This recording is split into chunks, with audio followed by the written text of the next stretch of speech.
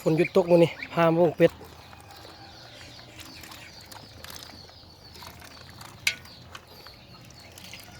สับปีกเลี้ยงไว้ปลูกต้นกล้วยไว้เกือบเป็ด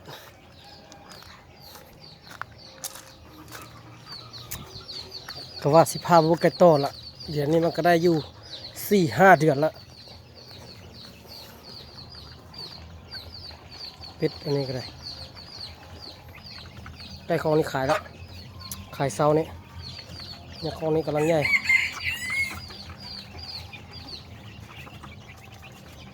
ตัวนี้ก็เจ้าคอมี10 ปลายตัวเอาให้กับเจ้าไก่น้อยเจี๊ยบ3 สั้น6 ห้อง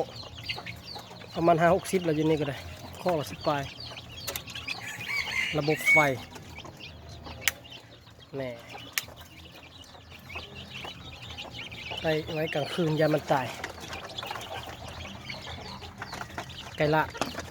ะบ้านค่อยมีมัดมาทักทายได้ไหมเฮ้ยกินน้อยตัวใหญ่ปุ่นเดี๋ยวไป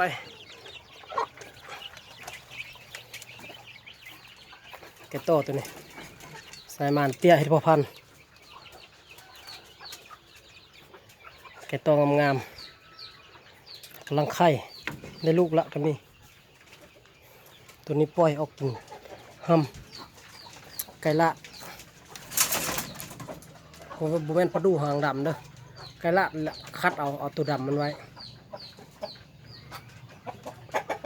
พ่อพันธุ์แม่พันธุ์ประมาณ50 ตัวเขาซื้อเอาหมดละเหลือซ้ำนี้ละเหลือ7-8 ตัวแกงนี่ไก่ละไก่ไข่ตัวนี้มันก็มาใส่มันเป็นลูกเป็ดกำลังเพาะมีอยู่ประมาณ30 ปลาย40เนี่ยอยู่นี่จัดการอย่างเป็นระบบแกน้อยอันนี้ก็ได้แม่กันนะยกสูงเฮ็ดติดต้นม่วงเลย2 ฝ้ากันฝนกันพญายกสูงขึ้นมาเลยออกจากแม่ข้อง10 ปลายตัวอันนี้ก็แม่นครับมันบ่มีบอลไว้ฝนตกหลายแล้วบริเวณบอลใส่ไก่พามาเบิ่งไก่ต่อโอ้ลืมไก่เบิ่งไก่ต่อกัน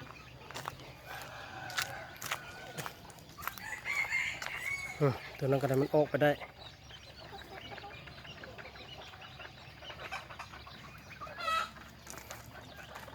ไก่ละอันนี้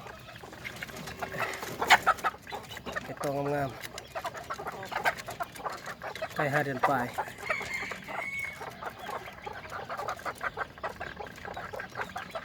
ลูกไก่หมานได้3 ตัวนี้แล้วมีตัวแม่นะมาออกละเอาแต่ตัวผู้ไว้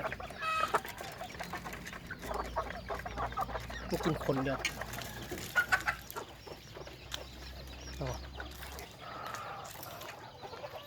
ไก่พันไข่ผสมบอกเป็นอะไรนี่ก็ลูกไก่โตนี่นี่ไก่ละตุ้มไข่มีลูกน้อยอยู่เห็นว่ามันให้เบิ่งว่าลูกน้อยเด็ดมีลูกน้อยลูกไก่โตกำลังฟักไข่อันนี้ไข่ที่มันบดสมบูรณ์เก็บออกมาไว้ต้มกินไก่โตตัวนี้ก็ลักออกมาได้นี่โตหุบข่าวใส่หมาน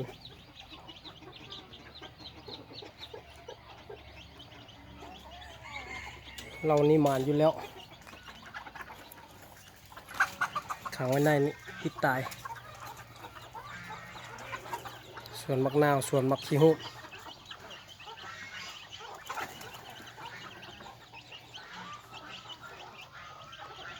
อยู่ในนี้กระซีเมนไก่ป่าเนาะเลี้ยงมาได้3 เดือนละโอ้คือนอนละเอาเลยไก่ป่าแท้100%คือนอนละ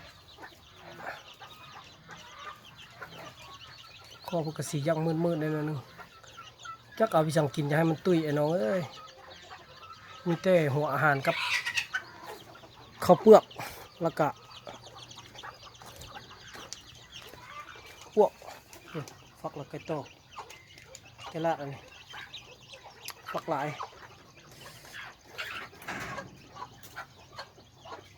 ไข่มดฟักมันแต่ละหางมีมันเลย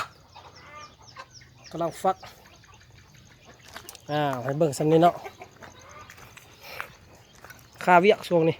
พอท่านได้เมียนเดินกับเปื้อนคาให้เวียกอันนี้แหละส่วนดิน